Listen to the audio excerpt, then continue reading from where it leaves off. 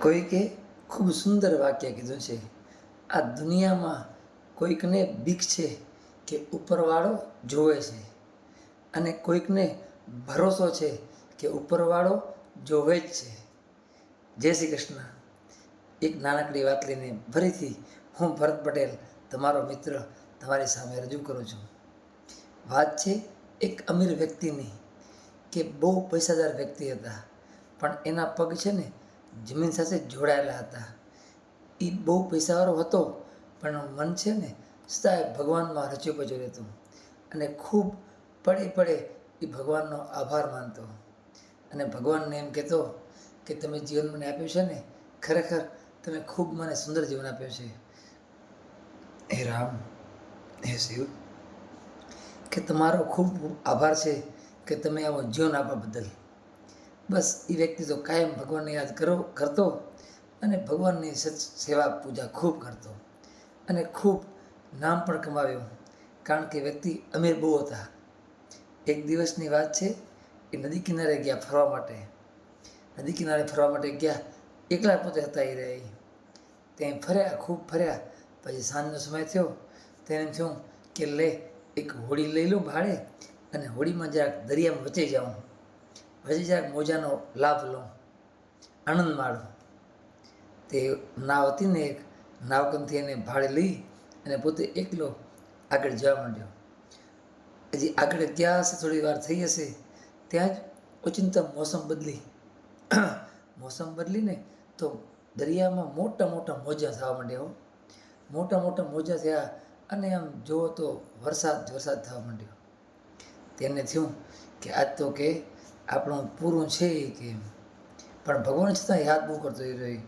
તરત એનામાં હોય હોડીમાં લાઈફ જેકેટ હોય, જે લાઈફ જેકેટ હોય એ પહેર્યું, અને નદીમાં કૂદકો માર્યો, સરોવરમાં કૂદકો માર્યો, દરિયામાં કૂદકો મારી અને આમાં બચવા માંડ્યો.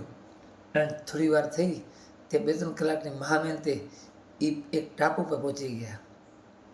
જોયું તો ટાપુ, ત્યાં રોગું બીજું કોઈ હતું નહીં કાંઈ, પોતે એક જ. પણ જઈ અને પહેલો ને થેન્ક યુ બોલ્યો ભગવાનને, કે ભગવાન તારો લાખ લાખ આભાર છે કે તે મને જીવતો રાખ્યો. આપણે ઘણીવાર આપણા જીવનમાં ભગવાનને ભૂલી જતા હોઈએ છીએ. આપણે ઉચ્ચ સફળતા કરતા હોઈએ ને, સફળતામાં આપણે ભૂલી જઈએ છીએ કે આ બધી સફળતા ભગવાનની છે.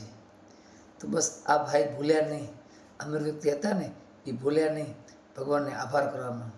આપણે પણ એક શીખ લઈએ કે ભગવાનનો આભાર પડે પડે માનવો. તો ત્યાં રહ્યા, તે પહોંચ્યા, પણ ભગવાનનો તો ભરોસો એવો હતો ને કે ભગવાન મને જીવતો રાખ્યો ને, તો અહીંયાથી પણ બહાર લઈ જવાનો રસ્તો તો કંઈક જરૂર મારા માટે કરતો જઈશ એમ. ત્યાં સાંજ પડી, રાત પડી, ભૂખ લાગવા માંડી. હવે તને ખબર હતી કે મારા ટાપુ ઉપર જ રહેવાનું છે, જ્યારે ભગવાન મૂકે ત્યારે મને લઈ જવાશે બહાર કે.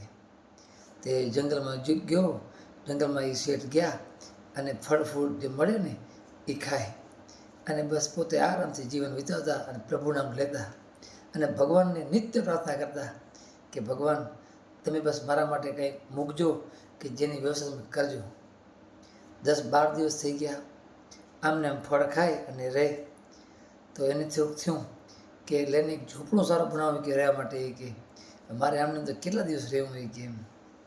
તેમ જંગલમાં ગયા, અને લાકડા લઈ આવે, ને પત્તા લઈ આવે, ને એવું બધું કરી, અને મહા મુસીબતે 4-5 દિવસ થયા ને, ત્યાં ઝૂંપડી તૈયાર થઈ ગઈ. ઝૂંપડી તૈયાર થઈ, સાંજનો સમય થયો, તો એને થયું, બહુ ખુશ થઈ રહી કે વાહ ભગવાન, તમારે ત્યાંથી ઝૂંપડી બની ગઈ છે એ કે, આજ મને એમાં રહેવા મળશે એ કે, ખુલ્લામાં મારે નહીં રહેવું પડે એ કે એમ.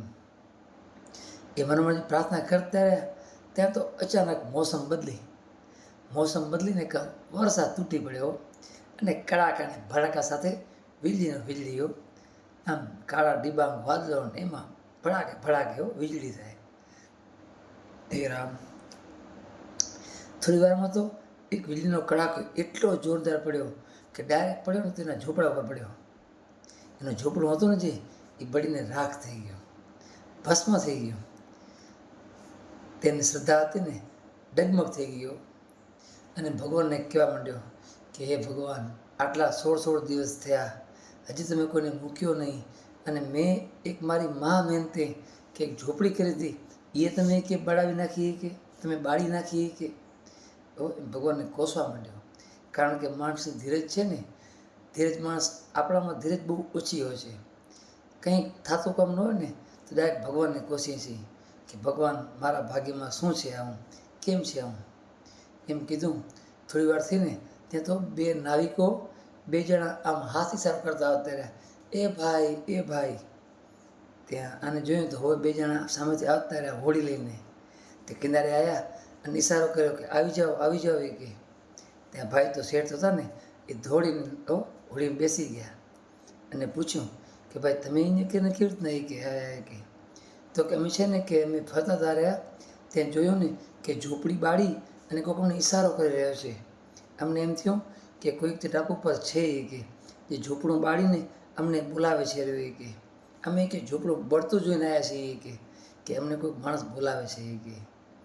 ત્યારે એને સમજાણું કે ખરેખર પ્રભુ છે ને મને સાથ પૂરેપૂરો આપે છે એ કે. પ્રભુએ મારું ઝૂંપડું બાળી નાખ્યું પણ એટલા માટે કે મારું જીવન બચી જાય, હું અહીંયાથી ત્યાં મારા વતન જઈ શકું. અને આ ભાઈઓને એટલે આવવાનો મોકો મળ્યો કે આ ઝૂંપડું બળ્યું એટલા માટે. તો વળી પ્રભુને માફી માંગી કે હે પ્રભુ, હે પરમેશ્વર કૃષ્ણ, મને માફ કરજો કે મેં તારા પર ભરોસો મારી ડગમગ થયો એ કે. બસ તેમ જે મૂક્યા ને મને પ્રાણ માટે, મારા પ્રાણની રક્ષા કરી તમે એ કહી. પ્રભુનો આભાર માની અને હોડીમાં બેસી અને પોતાના શહેર ચાલ્યા ગયા શેઠ. પણ આપણે આ નાનકડી વાતમાંથી એ શીખ લઈએ કે ગમે તેવી વિકટ પરિસ્થિતિ આવે ને તો ભગવાનને ક્યારેય ન ભૂલવા. ભગવાનમાંથી છે ને ભરોસો અતૂટ રાખો. કારણ કે એ છે ને આપણા પરીક્ષા પણ લેતા હોય છે. કારણ કે સારું બાળક હોય ને તો એની પરીક્ષા જરૂર લેવાતી હોય છે. પણ બાળક પાસ થાય ને ત્યારે જ એને અંદરથી આનંદ આવે ને એ આખો અંધેરો હોય છે.